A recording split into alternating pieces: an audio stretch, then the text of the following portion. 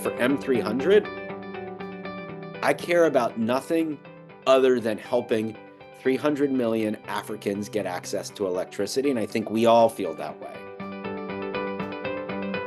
Welcome to the Zenergy Podcast. I'm your host, Karan, and today I'm joined by Andrew Herscowitz, CEO of the M300 Accelerator at the Rockefeller Foundation. We discuss the accelerator's mission, challenges in expanding electricity access in Africa, and how to unlock private capital for renewable energy projects. Andrew also shares advice for aspiring professionals.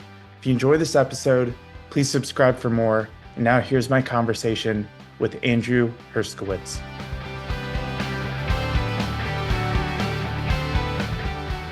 Hello, Andy. It is wonderful to have you on the podcast. Thank you so much for taking the time. And to kick things off, we're going to start with a somewhat fun lightning round to just get to know you a little bit. And then the plan is to ultimately dive into your work at the M300 Accelerator, which I'm personally super excited to learn more about.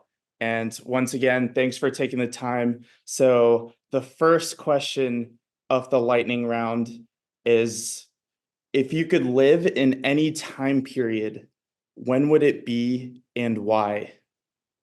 1970s, when I grew up as a kid, it was the perfect time because it's like the time period that we went from analog to digital with music also.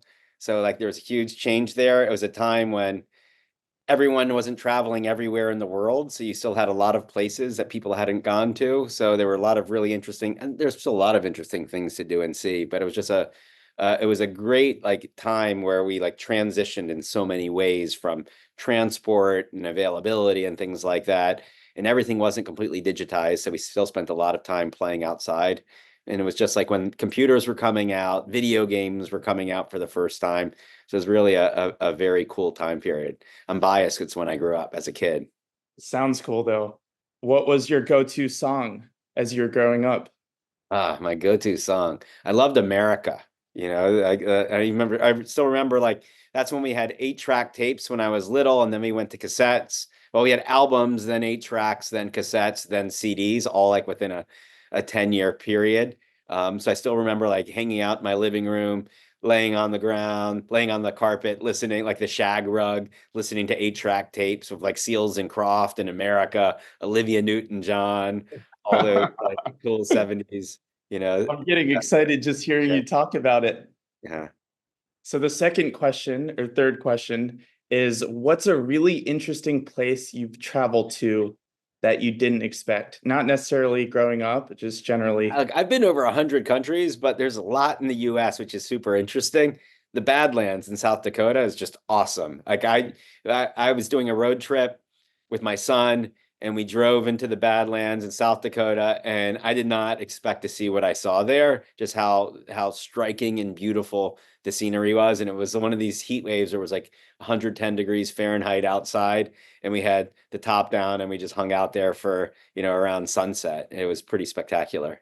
Sounds spectacular. Did you expect that you would ultimately travel to 100 countries?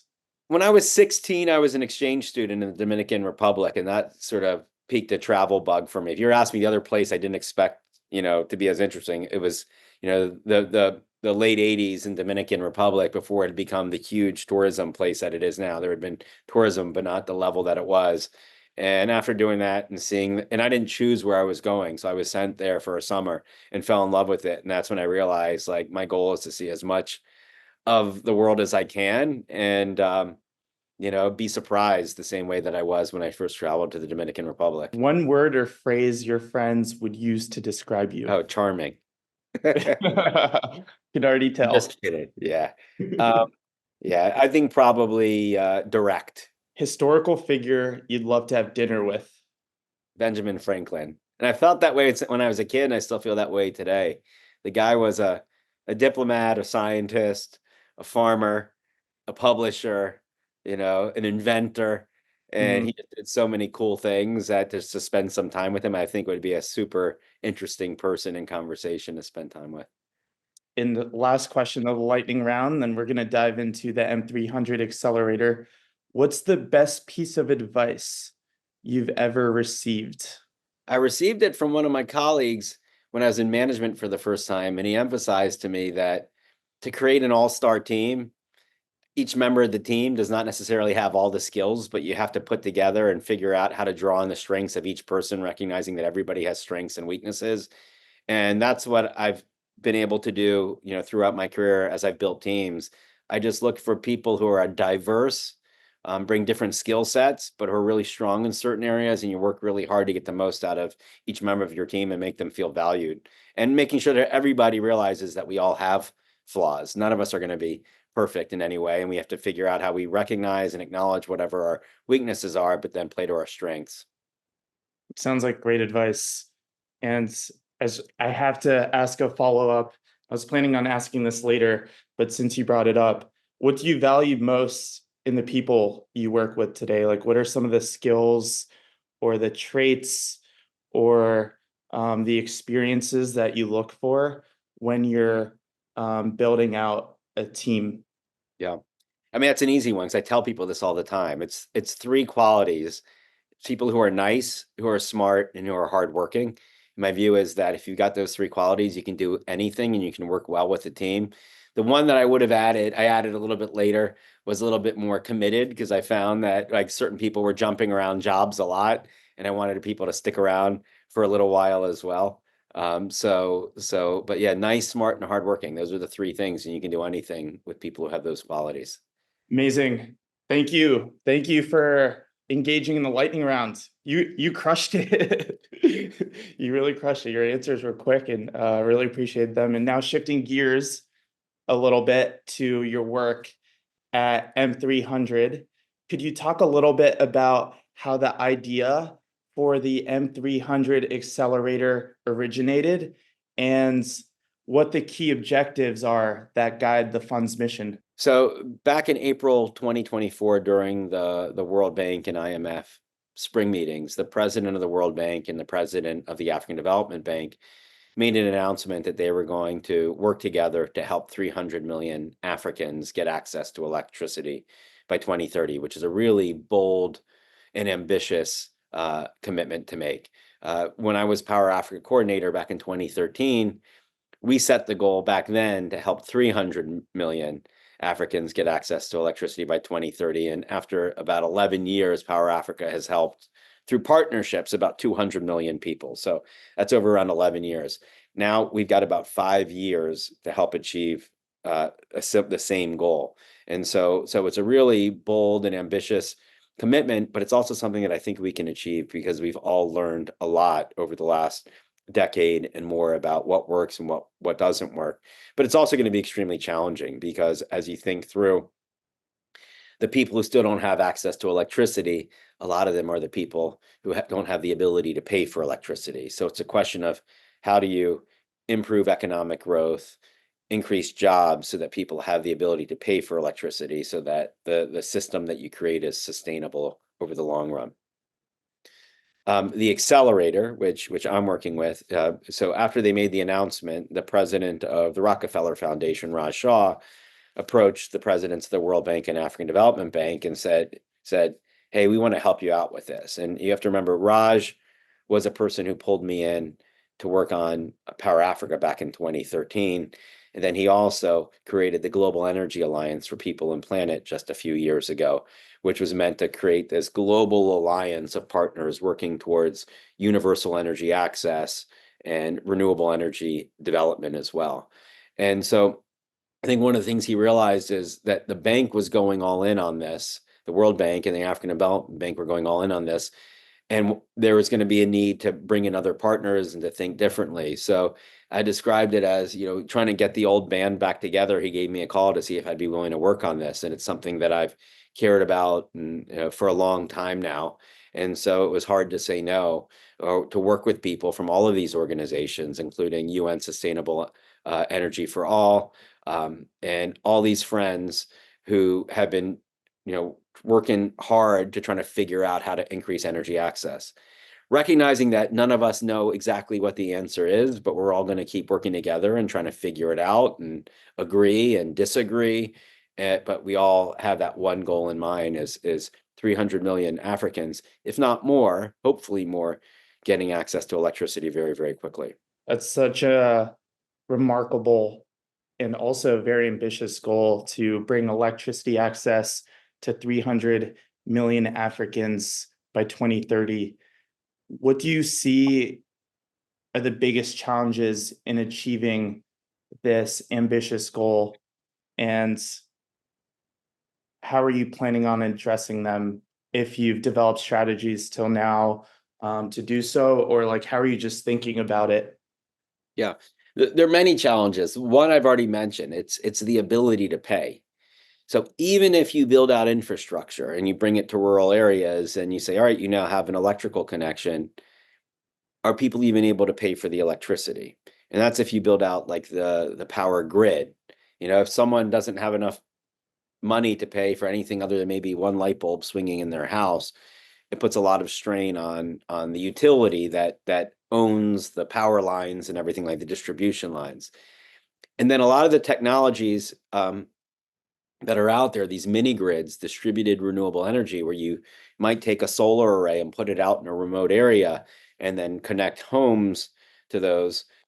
Those also, the cost of electricity tends to be even more expensive than the cost per kilowatt hour than if you were to, just extend power lines out there. So again, you're using a technology that tends to be a little bit more expensive, targeting people in rural areas who don't necessarily have the ability to pay as well. So you've got to bring down the cost as much as possible, and we need to work to bring up incomes as much as possible. Otherwise, it requires a lot of subsidy. And there's nothing wrong with subsidy. We subsidize things in the United States. When cable TV was coming out, there was like the Rural Cable Act or whatever it was to make sure that people in rural areas had access to cable TV. We've done the same thing with telephones as well, electrification, where we have subsidies built in for people in remote areas. So we have to think through how we do that in a way that's responsible, but ultimately with the eye towards creating a system that's going to be economically sustainable over the long run. As it relates to helping people develop the ability to pay for electricity, what are some of the variables that you're looking at in order to help improve their ability to do so? Yeah.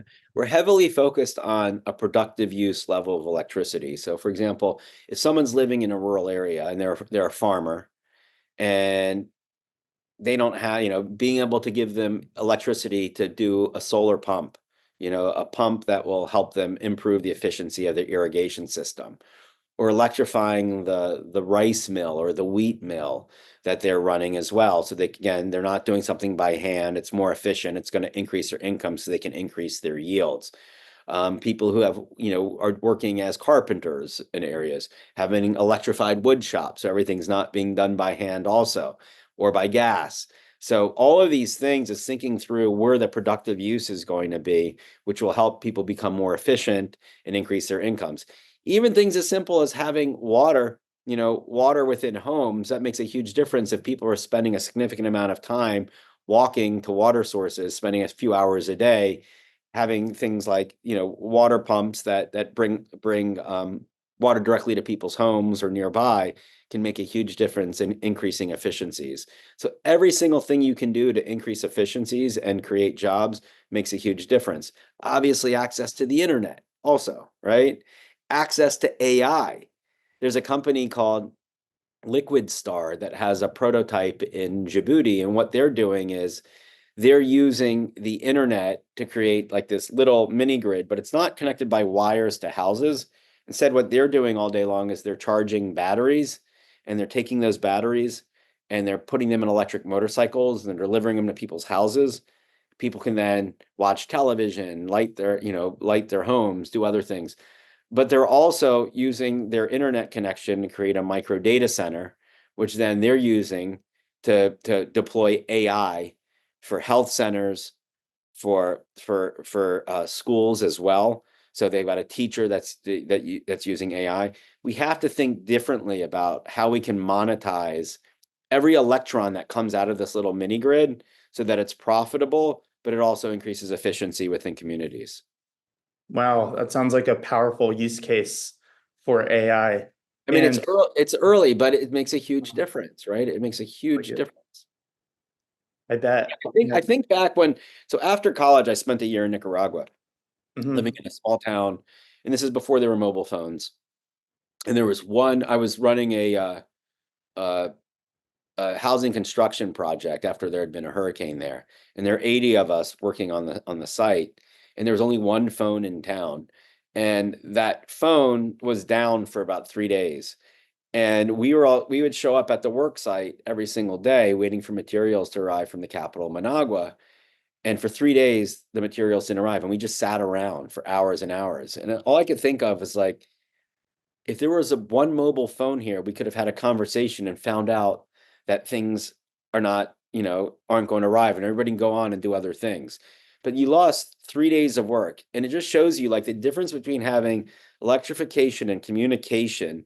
The places that have that efficiency, they can just move at an exponential rate while everything else gets left behind. So even the smallest amount makes a huge difference in increasing efficiencies.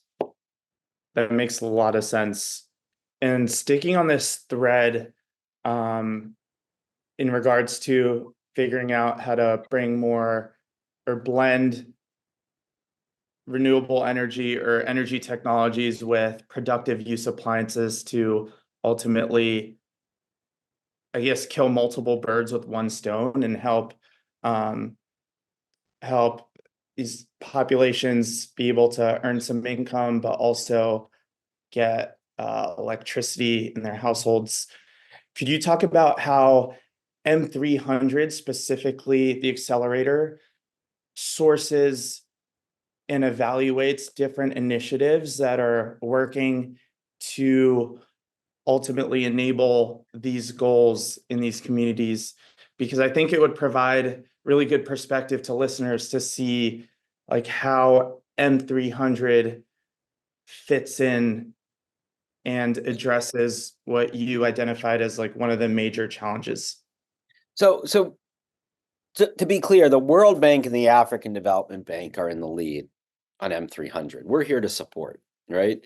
And what we can do is we talk about all these enablers. What are the things that are needed? And when I think through what the constraints are to infrastructure development in general in Africa, it usually comes down to a handful of things. Among those are having enough people and human resources on the ground in ministries and utilities and rural electrification agencies. A lot of the places that have low electrification rates are places maybe that are large countries with very small populations, with very small government budgets. So you've got a handful of people who are expected to tackle these massive issues. So the extent that we can work to help them get more people and build local capacity. So you can bring in people externally temporarily, but they ultimately need to train people locally about how to manage these issues. That's so important. And we did that with Power Africa, even like at the larger level. It's like when Power Africa was launched by USAID and the US government back in 2013, there weren't a lot of people who knew much about the power sector. I didn't know much about the power sector. But we brought in, like I said, people who are nice, smart, and hardworking, and they learned. And now you've got hundreds of people, if not thousands of people within the US government who have a fairly deep understanding of the power sector because people came and they worked on it and they learned. So this definitely, it can be done, and we need to focus on that. Other constraints are the cost of financing. And so, before COVID, the cost of financing was fairly low. So that encouraged a lot of investment, particularly in some of the low income countries. But as inflation struck the US and then interest rates went up, the rest of the world's interest rates are tied directly almost to US interest rates, but they get hit even harder because a lot of, again, these same countries that don't have access to electricity tend to be countries that have low credit ratings as well. So when the cost of borrowing is high, the cost of borrowing for them is even higher. the collateral expectations are higher. Sometimes they're borrowing at like 3 times, four. I've heard people say 5 times the cost of financing. So you're asking people to invest in infrastructure where the margins are already incredibly low and low, but the cost of financing is so high, so it's not sustainable in the long run. So the whole idea behind the Bridgetown initiative, in part, was to say the countries that need this financing from development banks like the World Bank and the IMF and the IFC and all of the development finance institutions out there, the countries that need that financing the most are being given financing at terms that isn't sustainable in the long run. And so the point is that you need to offer financing that we can afford. And I think it was Mia Mottley, the Prime Minister of Barbados, who leads and has been sort of the spokesperson for the Bridgetown Initiative, who made the point saying, when you lend countries money at a high interest rate, they're going to need to renegotiate it later on. And then you end up paying lawyers millions of dollars to renegotiate it. Why not just lower the interest rate up front and take that money so that they don't have to, renegotiate later on? And this is the issue: is we need a global financial architecture that's designed to give countries what they need. And so M300 is an opportunity to test that model, because what the World Bank is doing is it's accessing this fund called IDA, International Development Association money, which is very, very low cost financing, concessional financing, sometimes even grants. Sometimes the financing's for 40 years at like almost a 0% interest rate. So it gives countries the type of financing that they need to develop this infrastructure. And then the other piece that can be a big constraint is just simply the political will within countries to make the changes. And that's everything from getting everyone within governments to agree on what their priorities are. So it may be good for a minister of energy to say, hey, energy access is a priority. But if that's not a priority for the Minister of Finance, then the money's not going to be available. And if it's not a priority for the head of state, then things won't move forward. So you need to make sure that there's aligned political will and that the countries are creating a conducive investment climate. So if a private company wants to invest, they know that their money is going to be safe, that they'll be able to repatriate their profits. So there's all of these issues together that we have to tackle. I'm curious to learn about how the US, not the US, but like when you were on the Power Africa team, or even in your role today, I mean, you have so much incredible experience in the development world. How do you approach really learning about what the actual challenges are on the ground in terms of, I think there might be like some impression that the US often has these ideas for what's required in local communities and might not necessarily really spend the time on the ground working in those communities and crafting solutions with the communities. It's most important to listen to people on the ground and to go to the communities themselves to see what's actually happening and getting that feedback. This is like when I said I've been to 100 countries. It's not that like I'm just trying to like, do check marks in my passport. I'll move on to the next country. In my first year with Power Africa, I traveled to Nigeria 7 times. And Power Africa was the first presidential initiative that was based in Africa for the US. But now with M300, the World Bank, the Global Energy Alliance, Sustainable Energy for All, Rockefeller, African Development Bank, which is what leads it, their staff are in the countries where we're operating.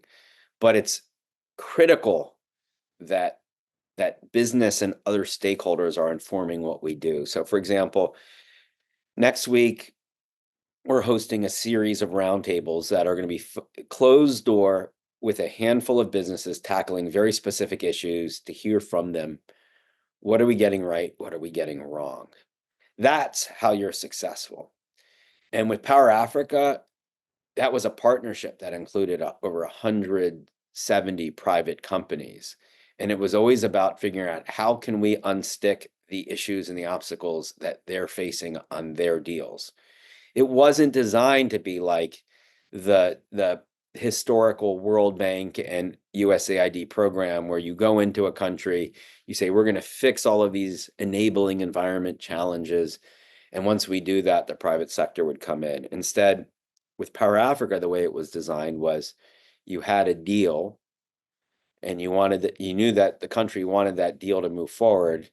And you sat with the private developer and said, what's the obstacle to this deal? We can't tackle everything, but you tell us what's the obstacle that's preventing you to get to the next stage. And then we pooled the resources from all of these different US government agencies and other country partners and multilateral partners to come up with the tool that helped them overcome that obstacle. And that's why Power Africa, helped over 120 power projects while I was there get across the finish line. It was all about getting the projects across the finish line. Bringing it back to M300, M300 already has about 130 projects under the World Bank's and the African Development Bank's programs that they've identified to help 300 million people get access to electricity. So we're going all in on trying to figure out how we make sure those projects stay on track. One of the things that we did is we created it's like a technical assistance accelerator, which means that the World Bank and African Development Bank teams can come to us and say, these are things that we need to have done in order for these projects to move forward. Can you do this? So the Global Energy Alliance, GEOP, working with Rockefeller Foundation, and then with a group of people from all of these partners have sitting, and we've been prioritizing what is this technical assistance going to do to get to unstick things. So it's 100% about listening to what works and what doesn't work. Otherwise, we fail. And would love to dive into one specific project that comes to mind during your Power Africa tenure, where you can just go really deep into the details for how that partnership came about, and then ultimately what the outcomes were, just to make it super clear for people who are interested in entering the development world, to get a sense of how this plays out in practice. Yeah, I got a bunch of them that I love to talk about, but one example that I'll give is in South Africa. South Africa had this amazing renewable energy procurement office where they were doing competitive tendering for renewable energy projects. And every round that they did, the price came down more and more. And suddenly, it was exploding. But then there was about a 2-year period where nothing was happening. They had given awards, but the projects weren't moving forward. So I called up the head of the office and I said, what's going on? What can we do to help? And she said, I don't have enough finance people and lawyers to move on these projects. And these were 26 wind and solar projects. And I said, what do you need? And so we funded, I don't remember, it was 20 or 40 people just for a period of months, lawyers and finance people, to go into that office and help them clear out the backlog. A backlog that had existed for 2 years. Within a matter of months, they awarded 26 renewable energy projects that had been stuck. And so it's about listening to your government counterparts, your private sector counterparts. The private sector said the same things, like things aren't moving. They're the ones who are bringing it to our attention, and just providing that targeted assistance. One of the things we designed that was atypical for the US government or World Bank was we always held back part of our budget every year. We called it the Opportunity Fund. And the idea was if someone came to us with a project, a deal that was going to help us deliver on our metrics that was stuck, and they knew what was needed, we could tap into that fund and quickly deploy assistance. I'll give you another example of where this worked really well. There was a wind project there is a wind project called the Kapeto Wind Farm in Kenya. And it was getting close to reach financial close. And then somebody realized that there was an issue with a migratory bird species that was going to be impacted by this wind farm. And they came to us on this. And so we did two things. One, we got the Nature Conservancy involved in the project because they had created this venture capital fund called NatureVest. And I said, you guys should take a look at this project because it's an opportunity for you to get involved and make sure they do everything right. And it's a good project from a commercial standpoint, and they could use your advice. So Nature Invest put in $10 million of an equity investment into this project, which did really well. It was their first investment. And then we at Power Africa took a few $100,000 and we paid for the mitigation plan to make sure that this issue was addressed. And so then the project moved forward, reached financial close, and it's been performing extremely well.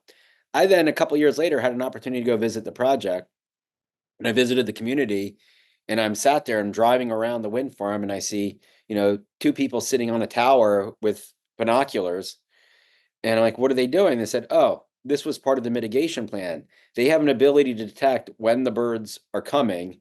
They have a button they can push, and they shut down the turbines, and it's been creating jobs in the community, and it helped address the issue.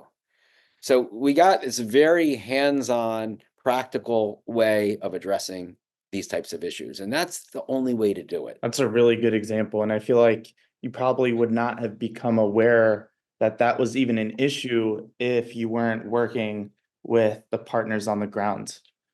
And I feel like that's a really concrete example of where just like partnering and being open and receptive to really learning about the challenges because how can you even think about that being an issue? That's like such a tertiary impact. And I feel like across a lot of these projects, probably several factors that are just hard to conceive unless you really have your ear to the ground. Yeah.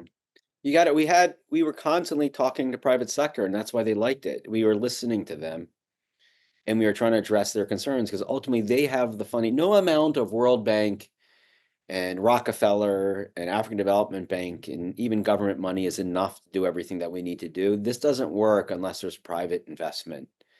And we realized that early on. And to get that private investment, you have to help the private sector, make a profit. It's not charity either. So even in that case, someone could say, why did you pay for this private company's study? And my view is we need these private investment to come into Kenya.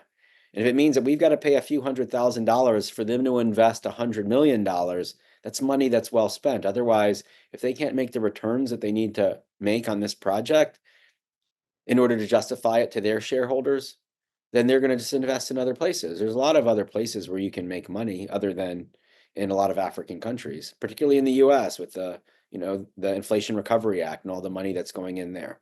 Are there any particularly major ways that you feel like more private capital can be unleashed into these markets?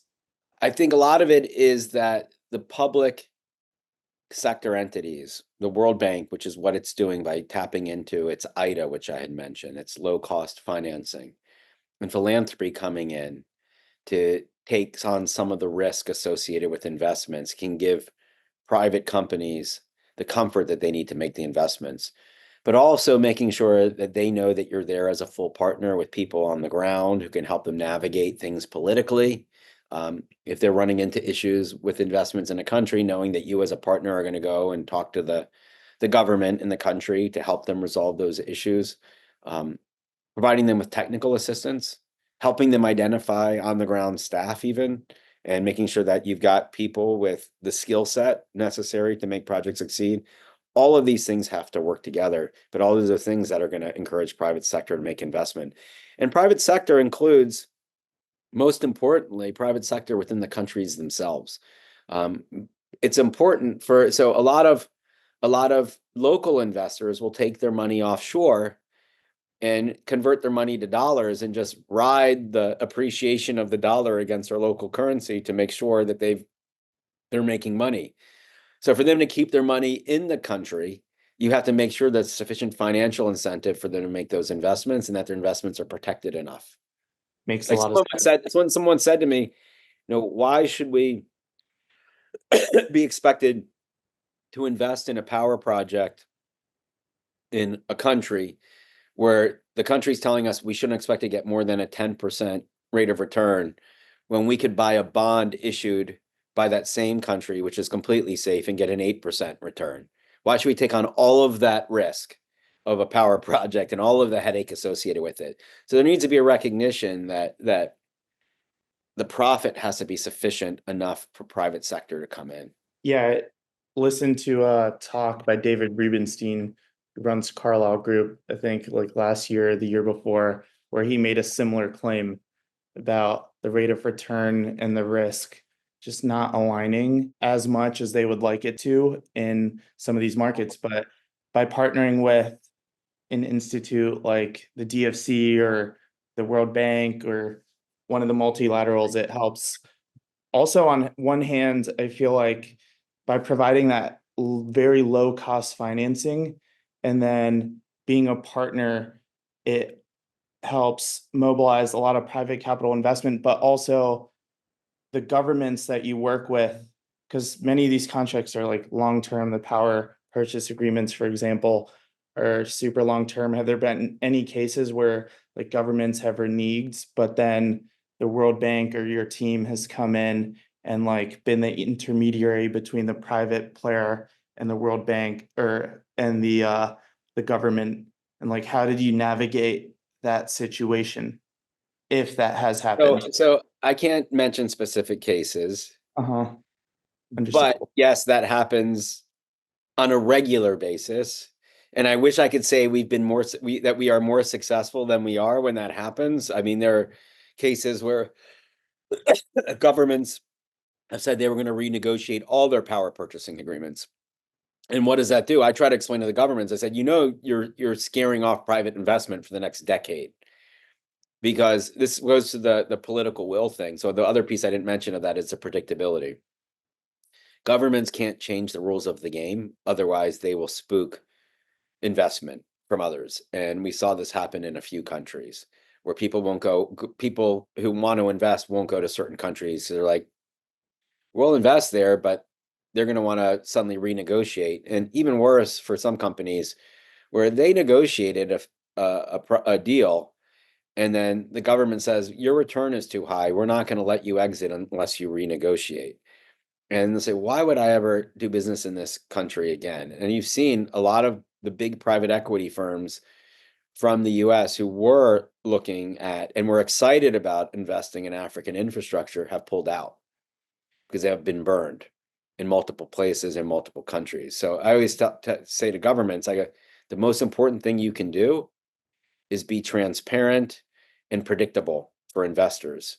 I mean, they can price the risk on something, but if you change the rules of the game, they'll never want to come back to your country again. And they all talk with one another and they'll say, you know, I mean, it's very hard if you think about it. Somebody who's based in New York, with lots of money, who can invest anywhere in the world, going into it, but wants to do what they think is a good investment and in a frontier market is what they would call it, high risk market, to go into their shareholders and say, hey, I've got this great project in Africa. And they'll look at them and say, why would we do that? And you try to make the case for it. And then they finally agree to do it. And then a few years later, the government forces the private equity firm to renegotiate. And everybody said, why did we do this? Why do we need this headache? We're not doing it anymore. And so the person who's, stuck his or her neck out to make this move forward loses credibility. And I've seen that happen with a lot of really, really good people. And do you find that the governments generally are receptive to that feedback? And Sometimes, and often they're not. Often they're not. So that's one of the biggest challenges. And so, but uh, why aren't they? Or I like, think what it's is often their political. pushback? It's often political. So they've got to meet the immediate political needs. So if it's a lot of countries, and it's partially our fault with Power Africa, in that we all were trying to get countries to sign up more and more power purchasing agreements, to do more and more power generation. And our view was, if you build it, they will come. If there's enough electricity, because there's a shortage of electricity, there are going to be businesses and households that will pay for it. And our advisors was telling us, slow down. And we didn't maybe heed those warnings, like, no, slow down. There's not going to be sufficient demand. And but there was all this pressure on us to keep going, keep going, keep going.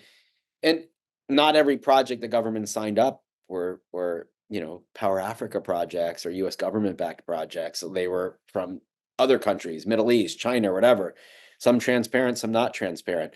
But the governments themselves also had that same mentality, like, we're just going to keep signing up more and more power projects. But they didn't keep up with all of the transmission infrastructure and all the distribution infrastructure.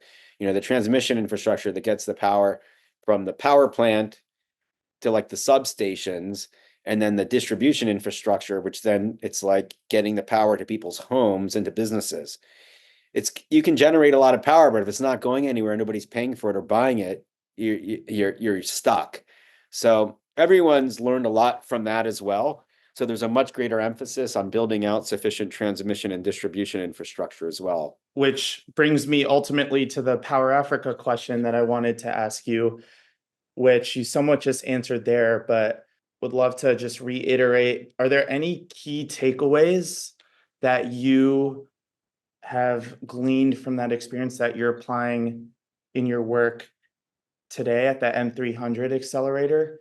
And then additionally, because there are a lot of people who are somewhat early in their career who listen to this podcast, and many of whom want to work internationally, do you have any piece of advice that you have for that group, Yep. reflecting through the lens of your incredible experience in the development space? Yeah, in the development space, it's the most important thing to do is try new things, admit mistakes, figure out what you got right, figure out what you got wrong, and keep moving forward. Don't try to hide mistakes. Don't set goals that you know you're going to achieve. Set goals that are higher than what you know you can achieve. This was Power Africa. After year one, we said, we're going to hit our goal. So we decided to triple our goal. The original goal was 10,000 megawatts and 20,000 connections. We tripled that to 30,000 megawatts and 60,000 connections, or 60 million connections. And and my feeling on it is, even if we only get, 20,000 megawatts and 40 million connections, that's still better than the lower goal.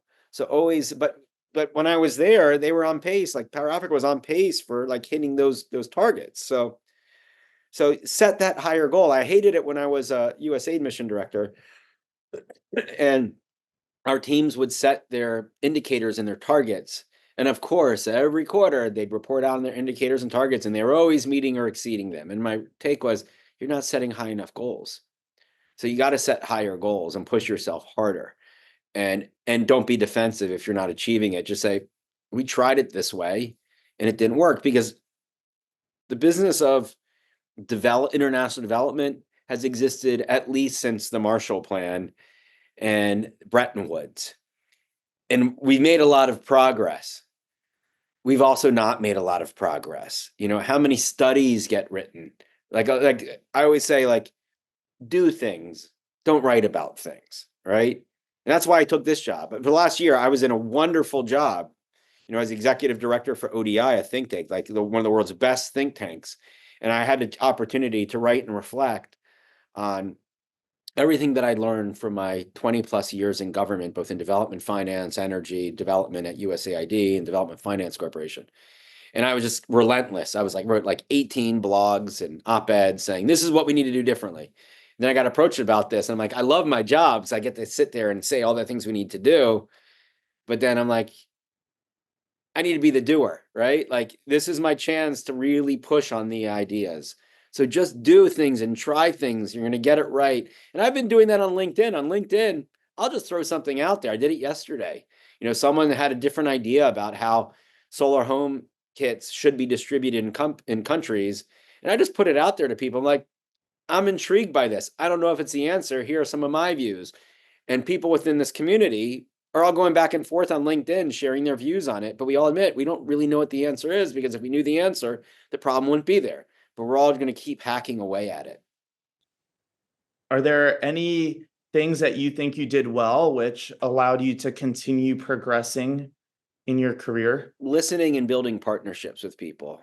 And, as many people might think, as as arrogant as I might seem or confident as I might seem, I actually have a tremendous amount of humility and recognize that I don't know a lot of what the solutions are. And one of the reasons Power Africa was so successful was we would go down and brief Capitol Hill, and we had tremendous bipartisan support. But every time when I was based overseas, I would go down, I'd come back to Washington, I'd go to Capitol Hill, and I meet with Democrats and Republicans, and I tell them, this is what's working, this is what's not working. I don't have the solutions. Like, what are your ideas on it? So you've got to build a sense of community with everyone, that we're all in this together. Everyone's got ideas. Nobody can be upset if you disagree with them. We never really know who's entirely right. Sometimes everyone's right, sometimes everybody's wrong. But that's what we did, is we created a community where everybody owned the high level metric. And for M300, I care about nothing other than helping 300 million Africans get access to electricity. And I think we all feel that way.